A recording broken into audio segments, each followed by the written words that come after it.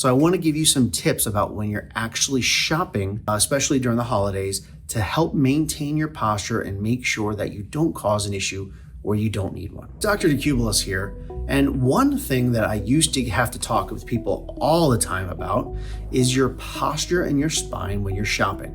Now, I know nowadays we're doing a lot more shopping online than we ever have before, but if you've been to the mall recently, you will see that more and more people are actually liking physical shopping instead of the online shopping that was so prevalent the last couple of years. So I want to give you some tips about when you're actually shopping, especially during the holidays, to help maintain your posture and make sure that you don't cause an issue where you don't need one. So the first thing is that when you're shopping, especially if you're going to multiple stores, if you've got heavy items, make sure that you take some time, take a break, and drop them off in the car. You don't want to be holding them for long periods of time, especially if you don't need to, and be careful, especially as the temperatures start to drop and there's potentially snow or ice. You want to be very mindful of how you're walking.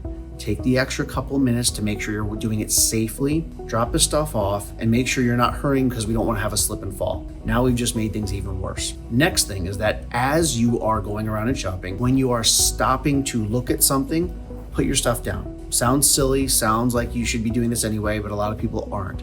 They're trying to hold things while they reach for something else. They're putting it under their arm like this. They're putting it over their back. They're finding all these different ways. If you're looking at something that's on the shelf in front of you, put all of your items down. This is great for two reasons.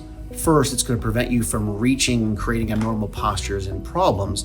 But also, when you put that stuff down, it allows your body to kind of reset, allows the muscles to kind of stretch out, relax. You can do a couple of these things, stretching that way. You don't want to do that when you're holding items. That's going to almost negate everything. Do it with the items on the ground while you're not holding anything. Do a couple little stretches, then you can look at what you need when you move on, then pick everything back up.